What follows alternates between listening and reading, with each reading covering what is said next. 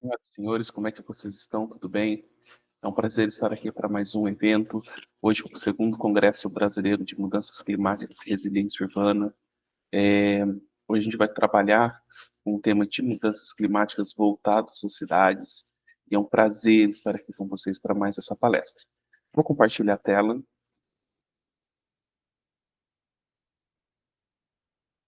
Hoje a gente vai falar sobre a resiliência climática nas cidades inteligentes e sustentáveis.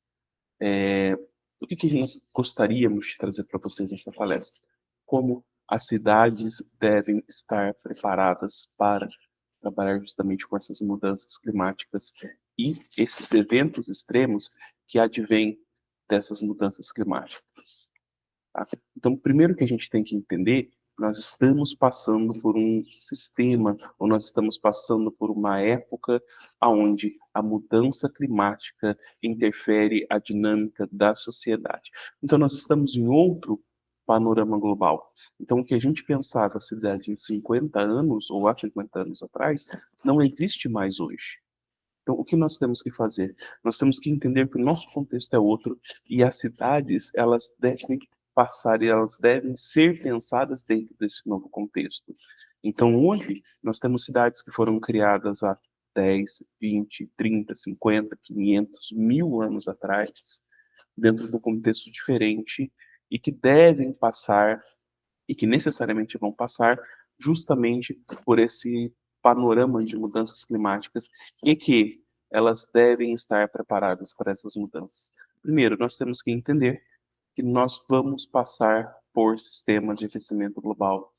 Isso é uma realidade. Se nós compararmos nos últimos 100 anos, a temperatura média do mundo, ela cresce aproximadamente 1,1 grau. Isso afeta todas as cidades, isso muda toda a dinâmica é, dos climas gerais, interferindo nos climas das cidades. Isso faz com que nós tenhamos eventos extremos mais frequentes. O que são esses eventos extremos? Então, as chuvas, elas têm um maior impacto, as secas, elas têm maior impacto, nós temos vendavais, nós temos furacões, outras situações que, graças a Deus, nós não temos aqui no Brasil. E tudo isso interfere na dinâmica e como as cidades estão preparadas. E nós também temos, com o aumento da valorização da área das cidades, o crescimento das cidades, a gente tem, por exemplo, problemas com a urbanização. Então, as cidades elas estão avançando sobre as áreas de preservação permanente, os rios estão sendo canalizados, as cidades avançam sobre áreas de risco, e depois, quando existem esses eventos climáticos, o que acontece? Essas são as áreas que são mais afetadas. Mas isso a gente vai conversar mais detalhado já já. Então, a primeira coisa que a gente tem que entender é que todo o processo de urbanização, ele necessariamente gera uma vulnerabilidade. Infelizmente, as cidades elas não são pensadas para serem colocadas no local mais seguro e mais ambientalmente correto. Geralmente as cidades elas são criadas junto com o desenvolvimento econômico. Então as cidades elas estão e foram criadas dentro das rotas de comércio, dentro das rotas de exploração, no local onde fazia mais sentido e era mais economicamente viável. E às vezes essa cidade ela não foi construída onde é ambientalmente mais seguro, onde o contexto traz uma maior vulnerabilidade. Se nós estudarmos, por exemplo, a, a maioria dos países, a gente vê que a grande população, geralmente elas ficam muito perto da costa, perto do mar, ou essas cidades elas foram crescendo às margens do rio, porque era a forma com que o desenvolvimento era levado, era a forma com que o crescimento econômico e a exploração da produção agrícola mineral, exploração era feita. Agora, essa urbanização, ela traz uma vulnerabilidade ambiental. Por quê? Primeiro, a cidade, ela não é construída no local adequado.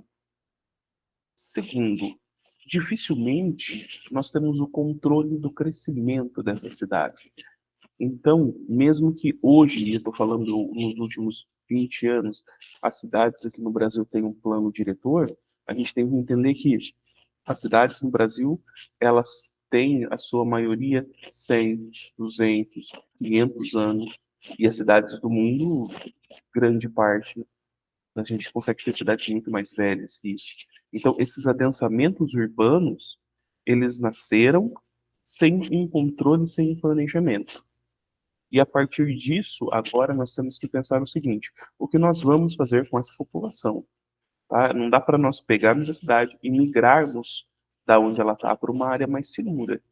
A gente está falando isso às vezes de mover 100 mil, 200 mil, 1 milhão de pessoas. Então, e ela cresce geralmente de uma maneira descontrolada, sendo que a população mais rica, ela fica nas melhores áreas da cidade e a população mais pobre, ela vai crescendo para as áreas periféricas da cidade e que isso é feito sem controle nenhum. Por quê? Porque essa população mais pobre, ela vai entrando justamente nas áreas menos valorizadas, nas áreas de maior risco, nas áreas de menor interesse econômico. Isso vai causando um risco para a cidade, isso vai tornando a cidade mais vulnerável a essas situações. Então, essa desigualdade no crescimento urbano vai fazendo com que essa cidade ela tenha um crescimento diferente e vai fazendo com que essa cidade cada vez cresça numa situação de risco maior. Claro que isso pode parecer teórico, mas isso acontece em todas as cidades. Quanto maior o grau de pobreza, mais essa população ela vai entrando em áreas críticas. Por quê? Porque é a área de menor impacto econômico. E geralmente essas áreas críticas, elas são a maior área de vulnerabilidade ambiental. Então, a cidade ela consegue até fazer um planejamento urbano de determinadas áreas. Agora, nessas áreas de maior vulnerabilidade, é muito mais complexo para o poder público fazer esse planejamento urbano, porque inclusive nós temos áreas que até o poder público tem dificuldade de se apresentar enquanto poder público. Se a gente pensar, por exemplo, nas ocupações do Rio de Janeiro, nas grandes favelas, nas áreas de encostas onde são ocupadas no Rio de Janeiro, e que hoje essas áreas de vulnerabilidade também são tomadas pelo crime organizado, o Estado não se consegue nem se fazer presente. Imagina como ele vai conseguir fazer um planejamento urbano ou um planejamento de risco nessas áreas. Então, essa gestão, ela parece simples quando a gente analisa uma cidade específica, se eu pensar uma cidade muito recente, se eu pensar uma cidade um pouco mais moderna. Agora, quando a gente pensa nas grandes cidades brasileiras, isso já é um problema, e isso vai continuar sendo um problema, porque envolve uma questão muito mais complexa do planejamento urbano, envolve segurança, envolve criminalidade, envolve o próprio crescimento da cidade, envolve os conceitos de gentrificação que a gente pensa no contexto urbano, envolve a identidade dos indivíduos naquela área.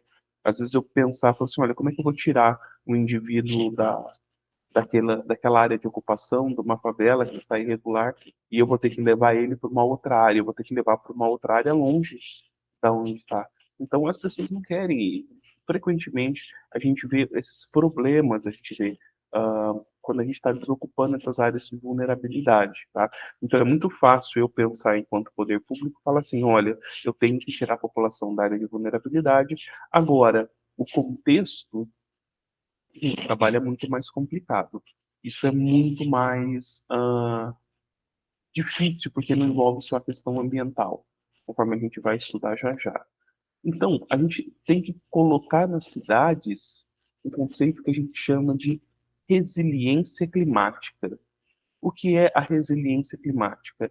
É a partir do momento que eu não consigo sair, a partir do momento que eu não posso tirar toda a população da cidade e colocar num ambiente seguro, essa cidade ela tem que ser preparada ou elas têm que estar apta a reagir a eventos extremos.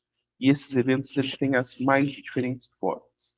Então, a primeira coisa, a cidade ela tem que resistir a esse impacto. Ela tem que ter planos, estruturas e ferramentas para conseguir suportar esses eventos climáticos.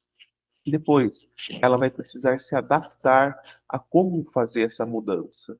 Então, fazer essa adaptação nos sistemas públicos, nos sistemas de emergência, nos sistemas de resposta, e ela vai ter que se reconstruir para suportar melhor essa situação. Tá? Como? Depende de cada contexto. Depende de qual fator climático é preponderante naquela situação. Então, a gente tem cidades que são muito afetadas, por exemplo, por enchentes. Se a gente olhar, por exemplo, São Paulo, né, quem mora em São Paulo sabe que o grande problema de São Paulo é o volume de chuvas da cidade. Então, ela suporta um período muito grande de chuvas e chuvas muito volumosas que atrapalham a cidade em N contextos. A cidade vira um caos se estiver chovendo. Agora, a gente tem outras cidades, por exemplo, do Nordeste, e talvez o problema seja grandes períodos com falta de água. Então, o mesmo problema que é seca, que é água, em um a gente tem que trabalhar com excesso de chuva, em outro a gente tem que trabalhar com falta d'água. Então a cidade ela tem que criar esse contexto dentro da realidade local aonde ela está inserida. Agora, esse contexto também ele não pode ser visto só na dimensão ecológica. Então, quando eu trabalho da questão de resiliência, eu gosto de colocar que todas as ações elas têm que perpassar pelos sistemas de sustentabilidade ambiental. Então, primeiro, a gente tem que considerar sim a dimensão ecológica. Eu tenho que considerar qual é a situação ambiental de preservação, impacto e desenvolvimento dessa cidade. Agora, eu tenho que compreender qual é a dimensão econômica que nós temos. Então, quanto custa fazer isso? Qual é o orçamento da cidade? O quanto isso é importante? Porque quando a gente fala em orçamento, a gente fala de uma cidade que tem um orçamento restrito e esse mesmo dinheiro que às vezes vai para uma obra de contenção ambiental, ele vai ter que ser dividido ele pode ser dividido com saúde, ele pode ser dividido com educação, ele pode ser dividido com infraestrutura, e isso é muito mais complexo, porque geralmente o poder público não, ah, os gestores, eles preferem fazer obras naquilo que aparece, naquilo que é mais perceptível para a população, do que naquilo que pode evitar um problema. É muito melhor a gente fazer o que a gente chama de uma obra ativa, uma creche, uma escola, um posto de saúde, um hospital, do que, por exemplo, fazer um plano de macrodrenagem na cidade, para que evite alagamento. Então, a gente tem lá milhões de dinheiro enterrados, às vezes, em encanamento, escoamento, etc. Então, aparece muito mais uma escola. Então, essa dificuldade econômica ela é muito grande. Também a gente tem que ter o contexto de dimensão social e participação da comunidade. Tá? A comunidade também tem que estar preparada para esse ambiente de resiliência. Não é só o espaço público, a população tem que saber o que esperar, como agir, como fazer. E por último, uma dimensão institucional. O governo local, eles têm que estar preparado para isso. As prefeituras, e quando eu falo governo local, eu falo principalmente o governo municipal, porque é ele que vai responder imediatamente a esse plano de contingência. Então, ele tem que estar preparado, ele tem que ter um sistema de gestão que suporte uma resposta rápida a esses eventos. Isso que faz o problema dos resilientes. Então, o que acontece? E qual é o grande problema? Esses eventos extremos, eles são sazonais. Eles acontecem uma vez ou outra, às vezes passa 2, 3 gestões antes que isso aconteça. Então, a população não está preparada. A gente vê, por exemplo, o caso de Rio Grande do Sul, onde Porto Alegre foi inundada em 2024, e a prefeitura ela é culpada e coloca-se grandes frases como: olha, ela sabia, já tinha acontecido uma enchente dessa 50 anos atrás. O que a prefeitura fez? O que o governo fez para tratar com isso? É lógico que o governo não fez. Por quê? Porque como que ele vai tentar uma solução para um problema que acontece uma vez a cada 50 anos, se aparecem para ele demandas muito mais urgentes? É lógico que ele vai preferir e se preocupar com ações e obras e colocações que é mais visível dentro da gestão dele. Então, isso também tem que ser pensado quando a gente pensa em resiliência, e por isso que a participação social também é importante, tá? Agora, como a gente fica dentro desse conceito para cidades inteligentes? Então, quando a gente trabalha cidades inteligentes e sustentáveis, é justamente uma cidade que vai trabalhar com três pilares. Ele vai trabalhar com tecnologia da informação e governança, ou seja, ela vai trabalhar com um efetivo grau de tecnologia, gerando o que a gente chama de eficiência operacional. Então, como é que a gente faz? A gente pega um sistema que trabalha analisando, a gente vai pegar uma grande quantidade de dados, o que a gente chama gestão baseada em dados, para ajudar na tomada de decisão. Isso vai trazer eficiência operacional. Tá? Então, pensar as cidades e a resiliência urbana dentro do contexto de cidades inteligentes, a gente passa necessariamente como é que eu vou pegar, usar a tecnologia, como é que eu vou analisar os dados para fazer um sistema operacional efetivo na prevenção, efetivo no planejamento, na solução e na resposta de problemas ambientais ou diante de cenários extremos e de impactos ambientais, tá? Então, quando a gente trabalha a questão de inteligência das cidades inteligentes, a gente tem que pensar primeiro, a gente precisa ter tecnologias preditivas. Então, a cidade, ela tem que ter um monitoramento para ser capaz de prever e mitigar esses eventos ambientais extremos, tá?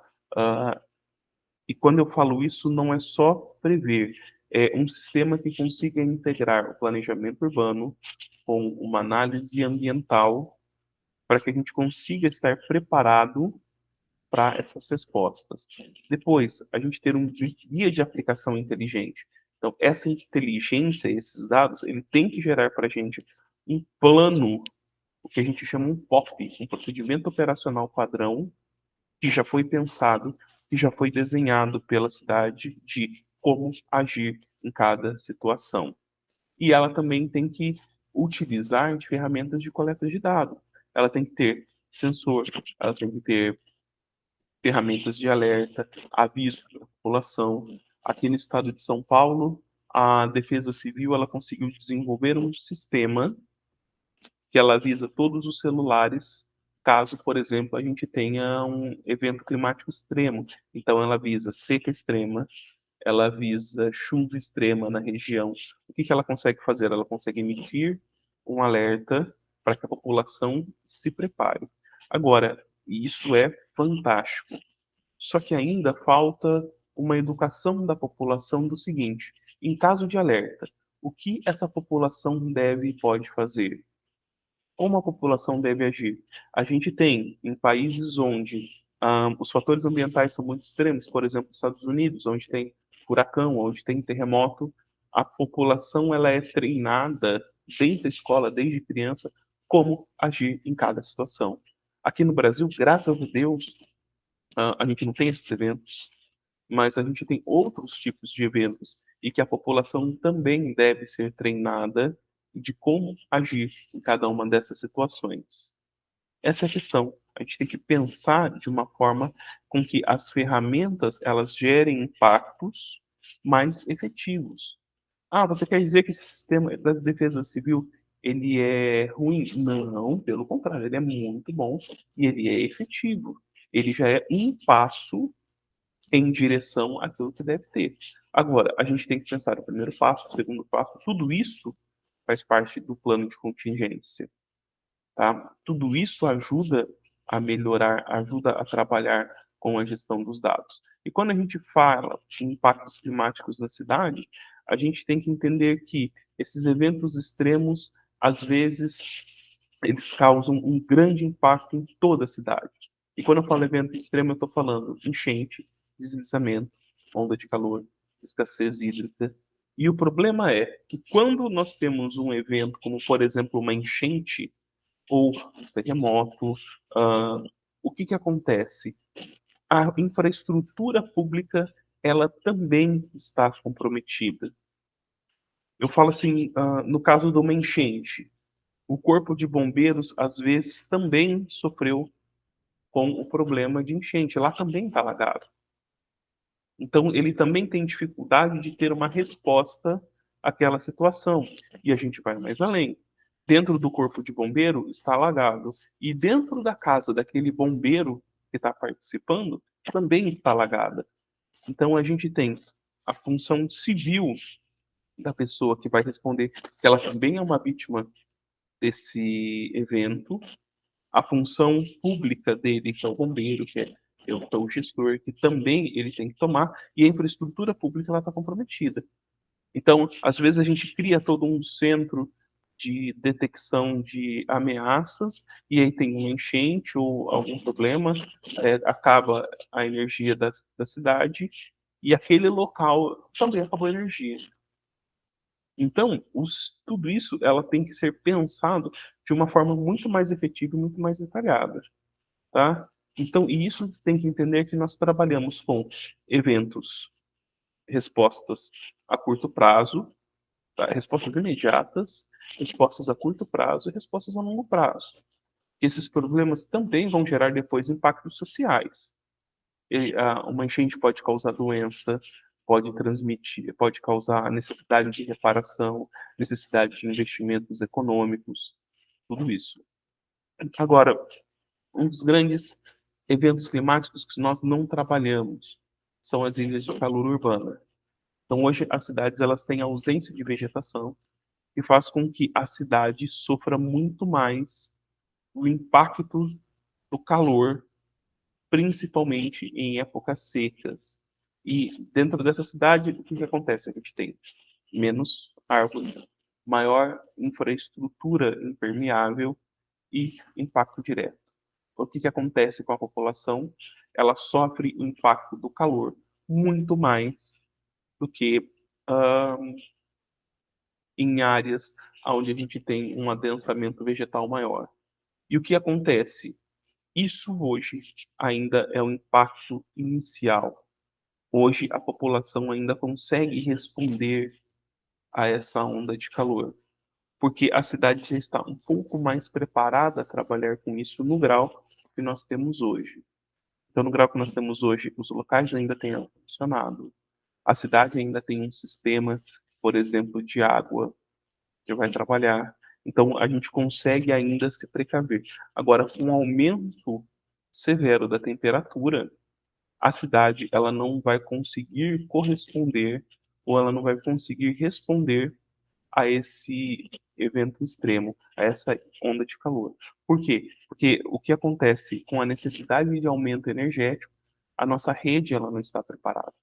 Então imagina uma cidade inteira como São Paulo, de repente ligar todos os ares condicionados. E a gente também tem que pensar um segundo problema. Quem está preparado para lidar com isso? Então, a gente tem a população de mais alta renda que tem a capacidade de ter ar-condicionado nos carros, nas casas, que está ali, que consegue lidar com isso. E a gente tem a população em vulnerabilidade, que é a população de mais baixa renda, que não consegue trabalhar com essa onda de calor. Então, a gente tem, e nisso entra principalmente as crianças, principalmente a população idosa, que não consegue responder a isso. Então, a gente já tem que pensar, porque isso é um problema. Tá? Quando a gente fala ilha de calor urbano, para a gente, dentro da nossa casa, dentro do nosso escritório, isso você fala, não é um problema tão grande. Mas isso nas áreas de periferia já é um problema absurdo. Isso a cidade já tem que ser pensada considerando isso. A gente não pode pensar qual é o problema só que afeta a mim, ok? Segundo, as inundações urbanas. Então, as cidades elas têm drenagem suficiente, porque a drenagem ela não foi considerada com o aquecimento global, aumento dessa mudança, principalmente o efeito El Niño, Laninha, aquecimento dos oceanos, que faz chuvas muito mais intensas e caem em um período muito menor, as cidades elas não estão preparadas, tá? E o que acontece? A gente não tem um sistema suficiente de drenagem, o solo está cada vez mais impermeável dentro do espaço urbano. A gente tem as cidades que a população de baixa renda ela é ocupada em área de risco e isso gera tremendos prejuízos. Isso gera prejuízo de mobilidade, transporte, alagamento, tá? Toda cidade ela sofre com problemas de inundações. Isso é um problema de São Paulo, só que é um problema muito mais pontual. Então a gente tem chuvas em São Paulo e de repente a cidade fica intransitável.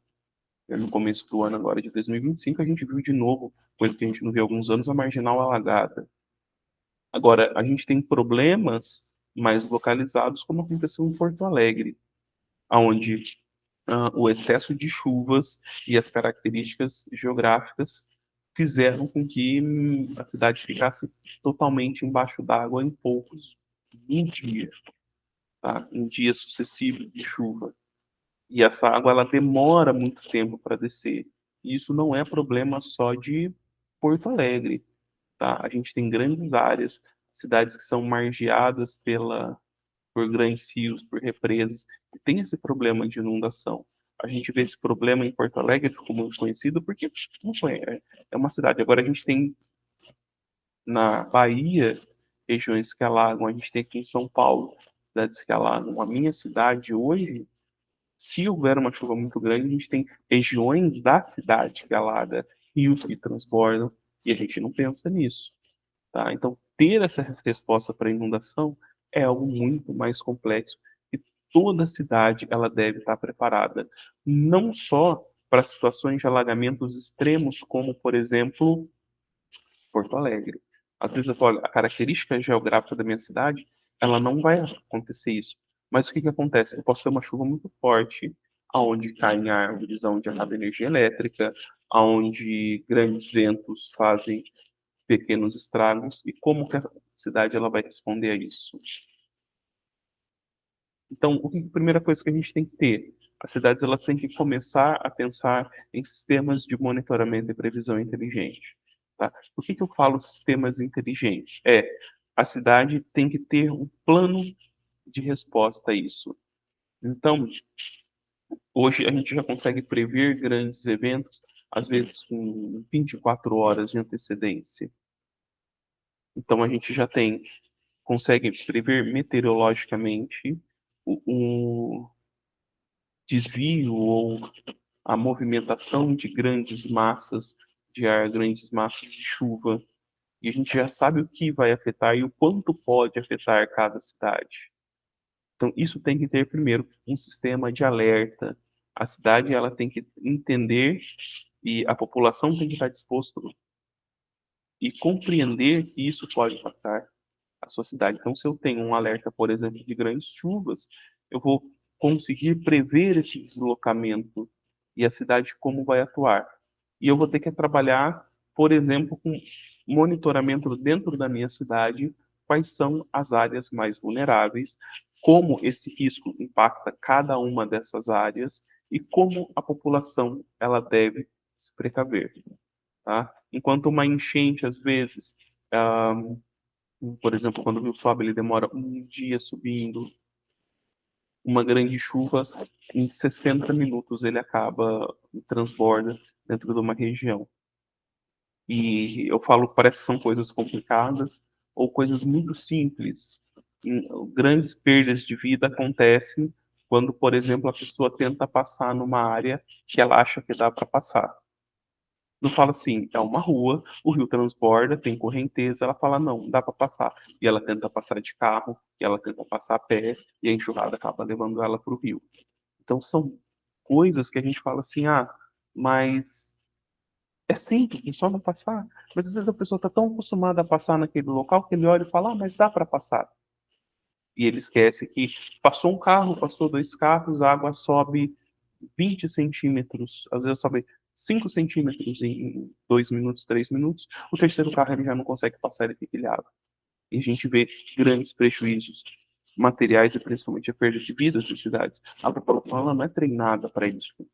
A população ela não sabe como atuar dentro dessa situação. Então, se eu tenho os dados reais eu tenho os dados transmitidos para a população. Eu tenho que ter uma população ensinada como trabalhar com isso. E quando a gente trabalha com prevenção de eventos extremos, duas coisas nós temos que pensar. Primeiro, tem que ser dito. Segundo, a população tem que saber como agir. E eu tenho que lembrar que o óbvio precisa ser dito. Que o treinamento, ele é algo contínuo. Não é porque às vezes no momento de grande pressão a gente esquece, a população esquece como agir, tá? A gente tem que ter também a concepção do planejamento urbano baseado em dados. Então, eu tenho que ter minha cidade totalmente mapeada de todas as áreas de risco. O que pode acontecer, e eu tenho que ter uma previsão seguinte: a partir de quanto que essa área entra em risco.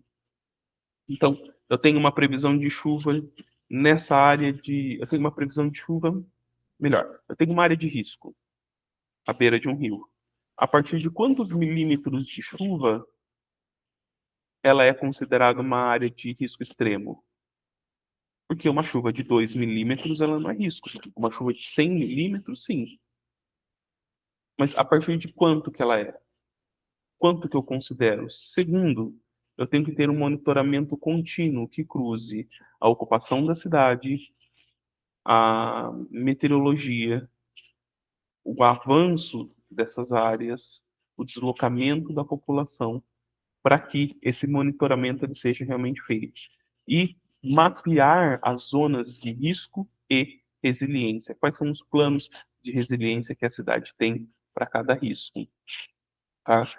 E eu falo enchente porque é uma coisa que mais acontece, mas eu também tenho esse plano, por exemplo, para ondas de calor. Se eu tiver uma onda de calor extrema, o que aconteceu o ano passado, por exemplo, no Rio de Janeiro, calor de 51 graus, o que que acontece? Mas às vezes uma onda de calor de um dia, a cidade suporta de 2 dias, a cidade suporta de 3, de 4, de 5, porque a gente tem que entender que esses eventos eles vão ser cada vez mais extremos. Como é que eu vou trabalhar com isso? E a gente, e quando nós falamos dessa infraestrutura preparada para impacto, a gente geralmente fala do conceito de estrutura verde e azul, tá? O que que é a estrutura verde e azul? Como a gente trabalha com a arborização, como a gente trabalha com o controle de águas dentro do município, dentro da cidade, tá? Então, quais são as áreas de impacto dentro do rio, as áreas de APP, quando esse rio ele sobe, qual é o máximo que esse rio já subiu, quais são as áreas de alagamento, quanto que essa água pode subir, quais são as áreas de escoamento de águas de chuva, o quanto que esse sistema aguenta, tá? Como são as áreas verdes, como são as áreas permeáveis dentro do município, o quanto cada área urbana tem que ter de área permeável. Isso faz parte do planejamento. Então, isso eu tenho que considerar, isso a cidade consegue prever. Tá? Isso faz com que a gente diminua os riscos. Então, quando eu consigo trabalhar com arborização, o aumento da arborização diminui as ondas de calor urbano. Tá? O aumento das áreas de margens de rio diminui o risco de enchente. Isso faz com que eu consiga controlar e ter obras e ter planejamento para melhorar a qualidade de vida dentro da cidade, tá? Uma coisa que a gente pensa, por exemplo, até quando tem a ver com ondas de calor, como a gente trabalha com a mobilidade dentro da cidade, como é o transporte público, como é a estrutura de transporte de pedestres, bicicletas, e como a gente controla a emissão dentro da cidade. Então, quando a gente trabalha, por exemplo, com ondas de calor, a gente sabe que isso é agravado com o efeito, com a emissão dos gases de efeito estufa. Então, os carros, o CO2, aumenta essa percepção de calor dentro da cidade. Então, como é que eu faço? Como é que eu consigo transportar essa população dentro da minha cidade de uma forma mais efetiva, diminuindo o impacto? Tá? Isso não é só a onda de calor extrema, a diminuição do CO2, ele diminui o efeito da poluição sobre as pessoas e diminui a temperatura média dos locais de grande circulação de pessoas, tá? Outra coisa que a gente tem que pensar, inclusão de sistemas de alerta climático. A população, ela tem que compreender como ela vai responder a esses sistemas climáticos. Primeiro, como chega a informação à pessoa. Segundo, se essas pessoas elas compreendem o que está sendo falado e se elas conseguem entender a dimensão do risco. Quando a gente fala assim, olha, chuva extrema, cuidado, seca extrema, o que tem que fazer em caso de umidade relativa do ar muito baixa? O que ela faz em risco muito extremo de chuva? Tá? A população tem que saber quais são as áreas de risco da cidade. Em caso de alagamento, por onde ela pode ir, qual é o caminho que ela pode fazer, qual é o caminho de menor risco, qual é o caminho de maior risco. A população ela tem que ter conhecimento desse plano, não é só a informação chegar para ela, é a informação chegar para ela de modo que ela consiga utilizar essa informação para diminuir o impacto possível. Terceiro, a gente tem que trazer isso como uma governança ambiental participativa. A população ela tem que estar ciente, ela tem que estar inserida e integrada nisso. Tá? A Recife, ela começou a construir junto com o governo de Pernambuco um plano participativo de gestão de crises e resiliência urbana, onde justamente a população ela vem, ela discute, ela compreende o que é, compreende qual é o risco e o que a administração pública tem que fazer e o que é válido. Isso é um grande exemplo de como trabalhar. Claro que isso pode ser feito em maior ou menor grau em qualquer local, dependendo da realidade e dos riscos que elas estão inseridas. E quais são os grandes desafios atuais para isso? Primeiro, financiamento. Grandes obras, grandes desenvolvimentos, grandes tecnologias, tudo isso envolve dinheiro e orçamento público, como a gente falou lá atrás. Tá? Se envolve dinheiro, a gente precisa ter esse plano de priorização do que cada cidade vai fazer. E a cidade tem que entender que esse plano de gestão de crise é importante. Segundo, precisa ter a inclusão social. A população tem que compreender e tem que fazer parte dessas decisões. Porque senão a população não dá valor, a população não vê importância e a população não sente parte disso. E principalmente a gente entender que mudanças climáticas e eventos extremos afetam mais as populações mais vulneráveis. As populações que ocuparam justamente essas áreas margeadas da cidade, essas áreas de risco, e tem menos capital financeiro para trabalhar com soluções, ela tem menos dinheiro para suportar, por exemplo, uma crise, ela não tem dinheiro para colocar ar-condicionado na casa dela, então ela sofre mais com essa onda de calor. Você fala assim, ah, mas isso não é importante, sim. Essa população ela tem que ser considerada e esses efeitos têm que ser considerados. E compreender que precisa e há necessidade de uma cooperação federativa. Os outros órgãos, então, o governo estadual tem que trabalhar junto criando isso. O governo federal deve considerar isso. Infelizmente, hoje o governo federal ainda atua apenas como mitigação, se a gente houver, por exemplo, uma área de grande risco, como aconteceu no Rio Grande do Sul. O governo federal ele mandou ajuda, ele mandou tanto o governo federal quanto o governo estadual, eles mandaram ações mitigatórias. No entanto, ainda não existe uma política pública de avaliação de eventos extremos. Tá? A gente tem uma política pública de meio ambiente, a gente tem uma política pública de resíduos, a gente não tem um plano federal de como as cidades devem, podem trabalhar com isso. Isso gera ainda uma necessidade que as adaptações elas sejam locais. Tá? Agora, falar isso é muito complexo. Tá? A gente trabalhar esses temas ele é complexo porque cada cidade ela tem a sua realidade, cada população ela tem a sua demanda e claro, uma resposta generalista, ela não responde. Por isso que as cidades inteligentes, elas vão justamente analisar a realidade local, o dado local e considerar uma decisão local. Então, o que cabe ainda? Cabe a gente, primeiro, trabalhar com plataformas abertas, dados transparentes, que essas populações, essas cidades menores, menores de tecnologia possam usar. A gente trabalhar com sensores de medição de baixo custo ou tecnologia compartilhada, tá? Que consiga ter essa adaptação, que eles consigam medir realidades climáticas, mudança de monitoramento, por exemplo, da temperatura dentro da cidade. A gente não tem isso.